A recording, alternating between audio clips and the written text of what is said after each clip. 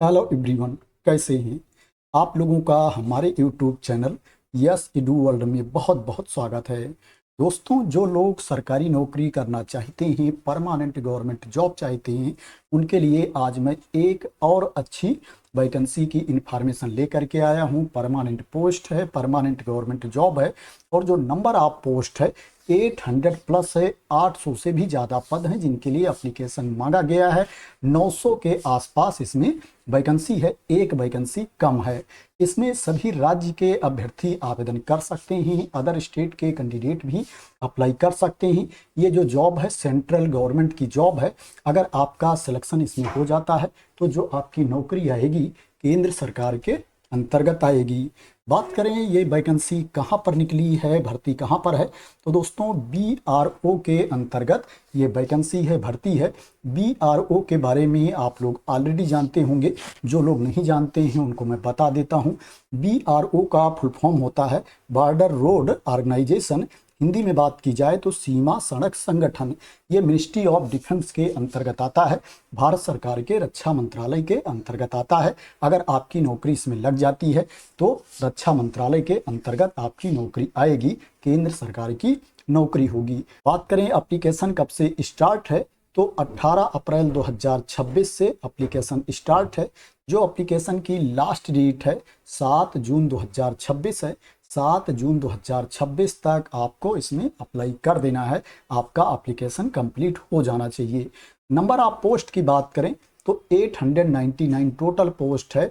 899 कुल पद हैं जिनके लिए आवेदन मांगा गया है। एग्जाम डेट के बारे में अभी इंफॉर्मेशन नहीं दी गई है, एग्जाम डेट के बारे में बाद में इंफॉर्मेशन दी जाएगी। बात करें इसमें पोस्ट कौन कौन सी है, उसके लिए आपके पास क्वालिफिकेशन क्या होना चाहिए, तो दोस्तों इसमें हिंदी टाइपिस्ट की पोस्ट है। इसके लिए आपको 10वीं पास होना चाहिए। कोई भी 10th पास कैंडिडेट हिंदी टाइपिस्ट की पोस्ट के लिए आवेदन कर सकता है। आपको टाइपिंग का नॉलेज भी होना चाहिए, आपको टाइपिंग भी आनी चाहिए। इलेक्ट्रीशियन की वैकेंसी है, ड्राफ्ट्समैन की वैकेंसी है, ऑपरेटर कम्युनिकेशन की वैकेंसी है। इसके लिए आपको 10वीं पास होना चाहिए, 10th की सर्टिफिकेट होनी चाहिए, प्लस रिलेटेड ट्रेड में ITI भी होना चाहिए, ITI की सर्टिफिकेट भी होनी चाहिए। OEM की वैकेंसी है, इसके लिए आपको 10वीं पास होना चाहिए और हैवी मोटर व्हीकल लाइसेंस भी होना चाहिए, ड्राइविंग लाइसेंस भी होना चाहिए, HMB। Store keeper technical SKT की वैकेंसी है। इसके लिए आपको 12वीं पास होना चाहिए, 12th की सर्टिफिकेट आपके पास होनी चाहिए। तो ये क्वालिफिकेशन के बारे में जानकारी थी, पोस्ट के बारे में इंफॉर्मेशन थी। सैलरी की बात करें तो पे लेवल 2 के अकॉर्डिंग इसमें आपको सैलरी मिलेगी। जो ड्राफ्ट्समैन की पोस्ट है उसके लिए पे लेवल 4 के अकॉर्डिंग सैलरी दी जाएगी।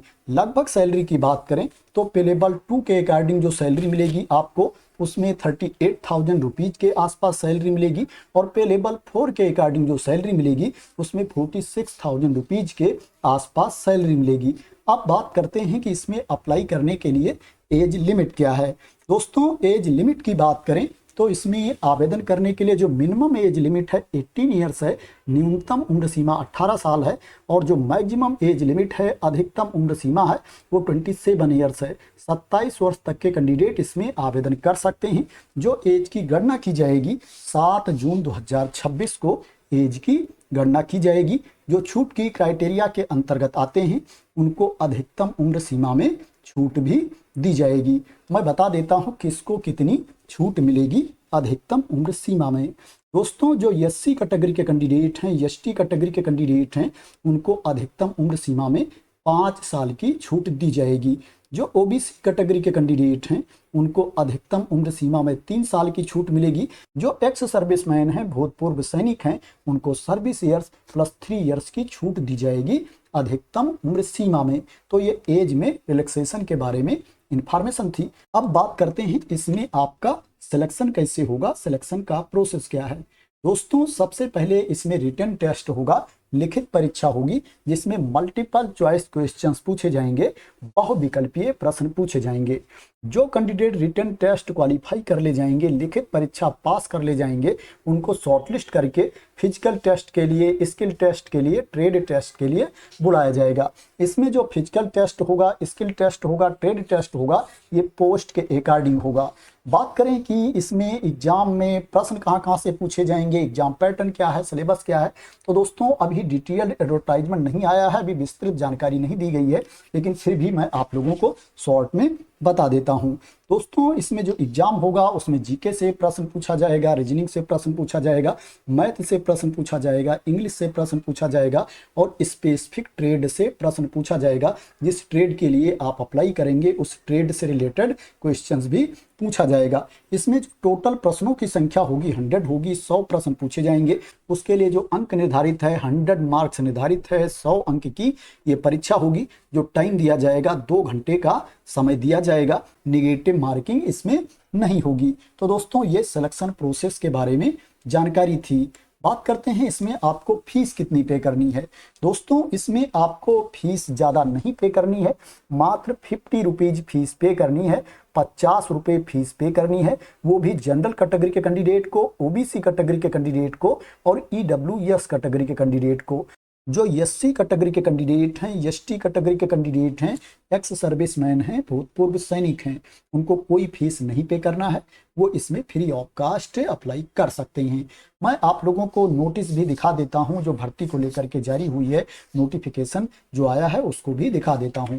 दोस्तों ये नोटिस जारी हुई है, अभी ये शॉर्ट नोटिस आई है, डिटेल्ड एडवर्टाइजमेंट नहीं जारी हुआ है। विस्तृत विज्ञापन अभी जारी होना है, जल्दी ही विस्तृत विज्ञापन भी आ जाएगा। इसमें ओनली मेल कैंडिडेट ही अप्लाई कर सकते हैं, पुरुष अभ्यर्थी ओनली इसमें आवेदन कर सकते हैं, महिला अभ्यर्थी अप्लाई नहीं कर सकती हैं। आप देख सकते हैं कि किसमें कितनी नंबर ऑफ पोस्ट है, किन किन पदों पर भर्ती है, उसके बारे में यहाँ डिटेल्ड में इंफॉर्मेशन दी गई है। किस कैटेगरी में कितनी वैकेंसी है, ड्राफ्ट्समैन की जो नंबर ऑफ पोस्ट है 42 है, हिंदी टाइपिस्ट की 10 है, स्टोर कीपर टेक्निकल की 300 है, ऑपरेटर कम्युनिकेशन की 261 है, 261 है, इसी तरह से ओईएम की 207 है, इलेक्ट्रीशियन की 79 है। सभी को मिला करके जो टोटल नंबर ऑफ पोस्ट है 899 है, 899 है।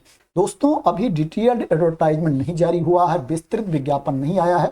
जब डिटेल्ड एडवर्टाइजमेंट जारी होता है तो उस टाइम और ज़्यादा क्लियरिटी मिलती है भर्ती के बारे में, वैकेंसी के बारे में। जैसे ही डिटेल्ड एडवर्टाइजमेंट जारी होता है, एप्लीकेशन फॉर्म रिलीज होता है, आवेदन पत्र आता है, तो उसके बारे में मैं आप लोगों को तुरंत इन्फॉर्मेशन दूंगा। अगर कुछ चेंजिंग होती है, कुछ बदलाव होता है तो उसकी भी जानकारी मैं आप लोगों को दूंगा। तो दोस्तों BRO में ये वैकेंसी निकली है, आशा करते हैं कि आपको इसके बारे में क्लियरिटी मिल गई होगी। अगर इस वैकेंसी के बारे में आपको क्लियरिटी मिल गई हो, इसी तरह की इंपॉर्टेंट अपडेट चाहते हैं, इंफॉर्मेशन चाहते हैं, वैकेंसी की न्यूज चाहते हैं, तो आप लोग मेरे इस यूट्यूब चैनल को सब्सक्राइब कर लेना, अगर अभी तक सब्सक्राइब ना किया हो तो। थैंक यू सो मच दोस्तों फॉर वॉचिंग।